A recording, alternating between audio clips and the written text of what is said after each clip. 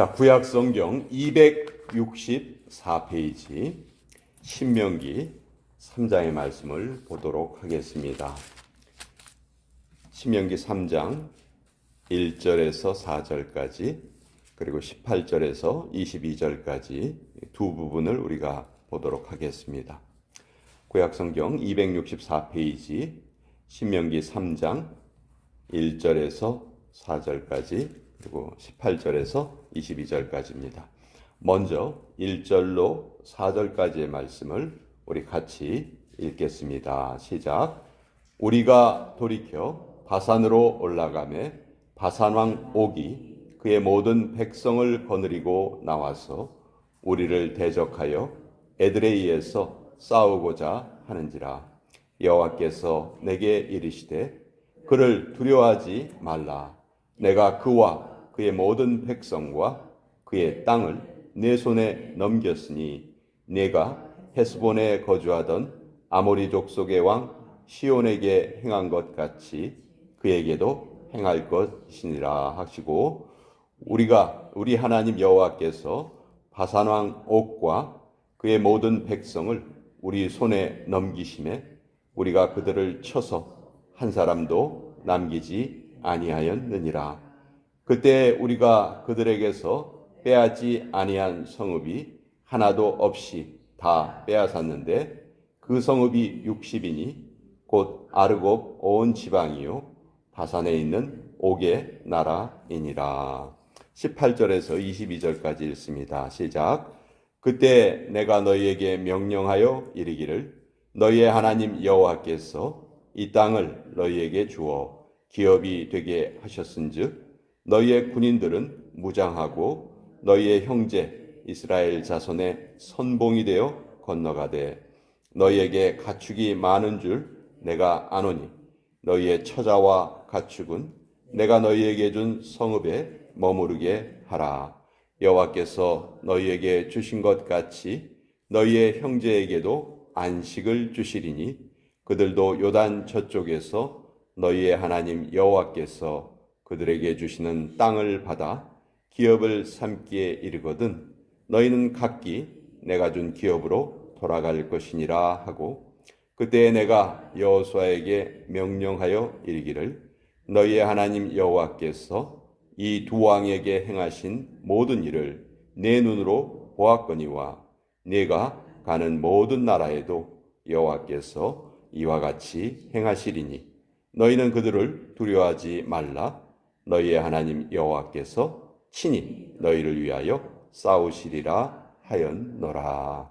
하나님의 말씀입니다. 아멘. 자, 신명기 3장은 모세의 고백입니다.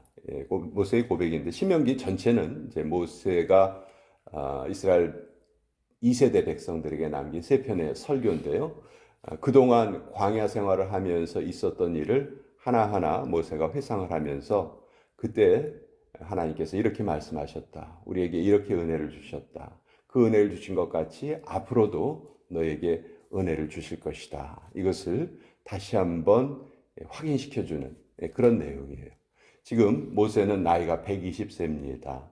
이 모세의 말을 듣는 이 백성들의 나이는 다 40세 이하예요. 자, 그러니까 자기에게는 어떻게 보면 손자뻘 정도 되겠죠. 손자나 증손자뻘 될 거예요. 그 사람들에게 아주 인자한 그 할아버지가 그 사랑의 말로 이렇게 남기는 그런 내용이라고 우리가 생각할 수 있어요. 자, 오늘 내용은 바산왕 옥을 쳐부순 이야기인데, 그 이스라엘에 들어가기 위해서는 반드시 요단강을 건너서 들어갈 수가 있습니다. 지금 이스라엘 백성들은 요단강 동편으로 이렇게 쭉 와서 모여 있어요. 이제 요단강을 건너가면 이 왼쪽이 가나안 땅이에요. 이 요단강이 이제 가나안 땅으로 들어가는 길목인데, 이 요단강 동편에 아모리 왕 시혼과 바산 왕 옥이 이 지역을 차지하고 있었어요.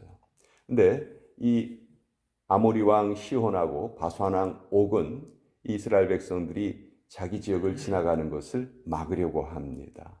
그래서 그때 이 두 왕을 물리치게 하신 것이 오늘 이제 내용에 나와 있는데요. 사실 군사력으로만 따지면 이길 수가 없는 싸움이었어요. 이스라엘 백성들과 이 아모리 왕 시혼, 바산 왕 옥, 이 특별히 성경에 이 두 사람의 이름이 자주 등장하는 이유는 이 두 사람이 그 지역에 가장 힘 있는 두 왕이었기 때문에 그래요. 그러니까 군사력으로는 이길 수가 없는 싸움이었어요. 그런데 실제 결과는 어떻게 되었는가? 완전히 그들을 멸절을 시킬 정도로 큰 승리를 거둡니다. 특별히 바산 왕 옥은 오늘 성경에 우리가 읽지는 않았지만 11절에 보면 거인 족속이에요. 그래서 침대 길이가 9규빗, 너비가 4규빗. 그러니까 침대가 길이가 4m, 이 침대의 넓이는 한 2m. 그러니까 뭐 엄청나게 큰 거인이라는 거 우리가 알 수가 있죠. 자, 그런 사람이 지금 차지하고 있는 그 지역을 완전히 다 하나님께서 이스라엘 백성들에게 주셨다 하는 거예요. 특별히 바산은 지금은 골란 고온이라고 부르는데 이 바산은 뭐가 그렇게 유명하냐면 풀이 그렇게 유명해요. 아주 좋은 목초지예요. 그러니까 이렇게 좋은 목초지에 그 특산물이 있어요. 우리 한국도 강원도 하면은 횡성하면 여러분 뭐가 생각나요? 소, 횡성 한우, 그렇죠? 그 횡성 그런 데가 이 풀이 좋으니까 소가 아주 잘 자라거든요. 이스라엘에서 제일 고급 소는 어느 지역에서 자라냐면 바산에서 자라요. 그래서 성경에 보면 그 사치에 빠진 사람들을 말할 때 바산의 암소고기를 먹는다 그런 표현이 나와요. 그 지역을 이제 얻게 된 거예요. 사실 하나님께서는 이 요단강 서편에 있는 가나안 땅을 주시고자 했는데 이 두 왕이 이스라엘 백성들과 싸움을 걸어오는 바람에 이 두 왕이 가진 그 요단 동편 지역도 차지하게 됩니다. 자, 근데 이 요단 동편을 차지하고 보니까 이스라엘의 12지파 중에서도 각 지파별로 목축을 하는 지파가 있고 농사를 짓는 지파가 있었거든요.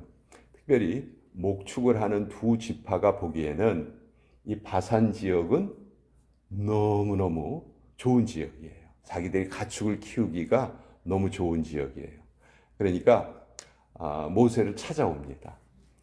모세요, 우리는 이쪽 요단 동편에 있는 이 땅을 좀 나눠 주십시오. 이렇게 찾아온 지파가 두 지파 반이었어요. 갓 지파, 루벤 지파, 므낫세의 절반 지파. 므낫세 지파는 그러니까 나중에 땅을 배분받을 때 절반은 요단 동편에 있고 절반은 요단 서편에 있고 이렇게 땅을 두 군데 배분을 받는데 이 두 지파 반의 사람들은 가장 잘하는 일이 가축 키우는 일이었거든요. 그러니까 우리는 그 가나안 땅을 배분받지 않고 여기 땅을 배분받겠습니다. 허락하여 주시옵소서. 모세가 하나님께 기도를 했어요. 그랬더니 하나님께서 허락하라 이렇게 또 말씀을 해주셨어요. 그래서 모세가 허락을 합니다. 그런데 조건이 하나 있었어요.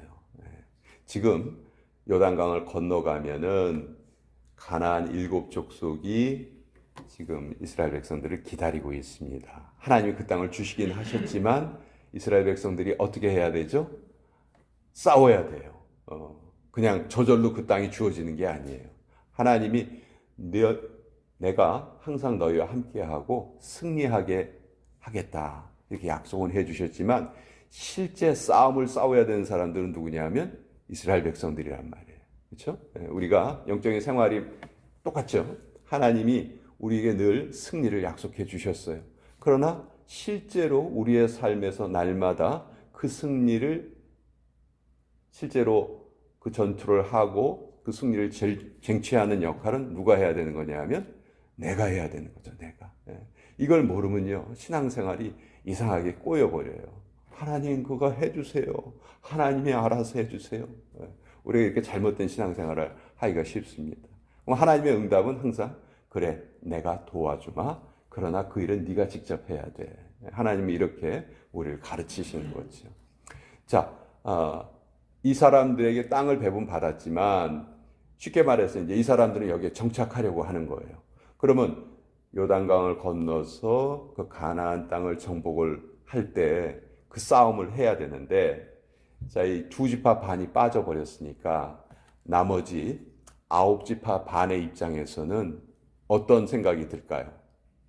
야, 여기서 싸울 때 우리 다 같이 싸웠는데, 그래 놓고서 두 지파 반이 땅을 딱 배분을 받고 이제 자기들은 여기에서 그냥 머무른다고 하고, 가나안 땅에 들어갔을 때 우리가 전쟁을 할 때 그들이 도와주지 않으면 이거 우리한테는 별로 사기에 도움이 되는 일이 아니잖아.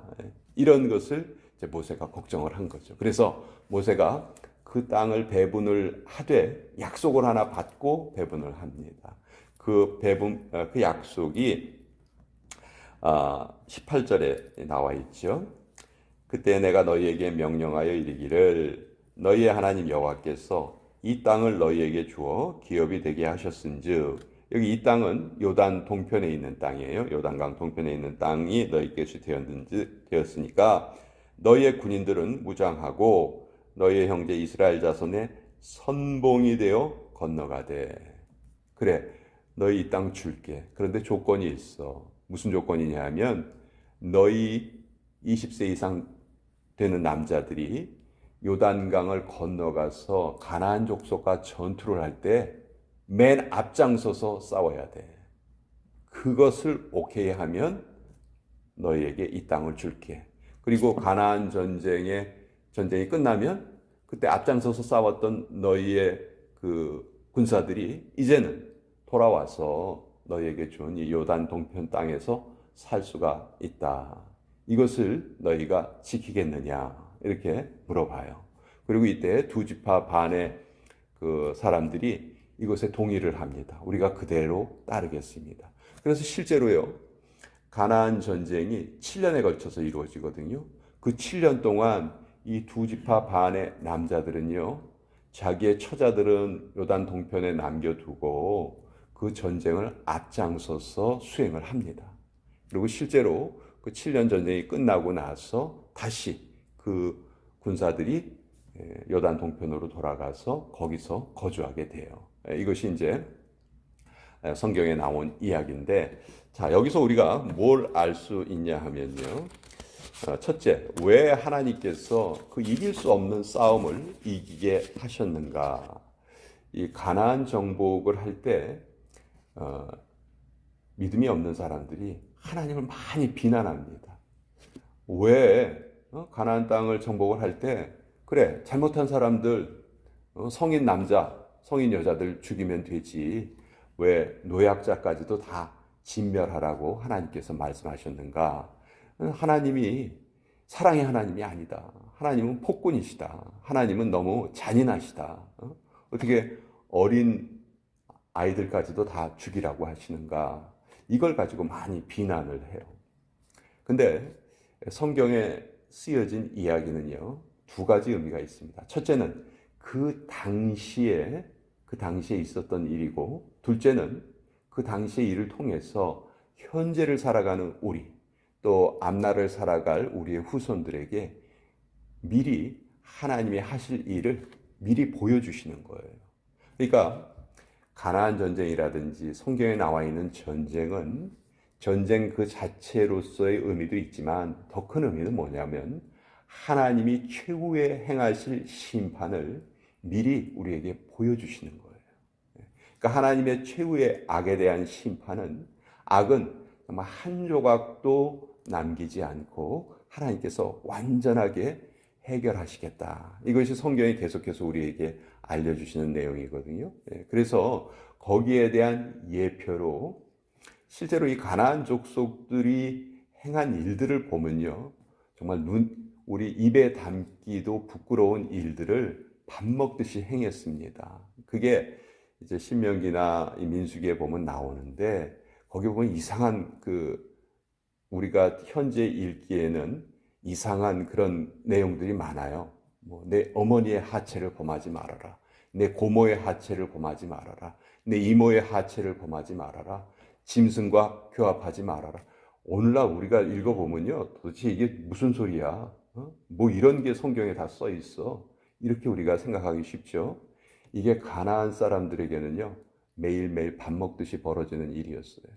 그러니까 그 악에 대한 하나님이 철저한 응징을 하시는 거예요. 그 어린아이들을 남겨놓으면 그 어린아이들이 자라면 또 똑같은 죄를 반복하게 되거든요. 그러니까 하나님은 죄를 완전히 멸절시키시기 위해서 그런 징벌을 내리셨다 하는 거죠.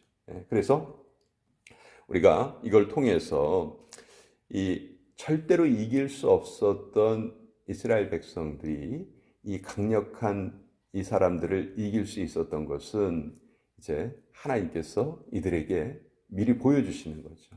너희가 가나안 땅에 들어가서 싸울 싸움도 이와 똑같다.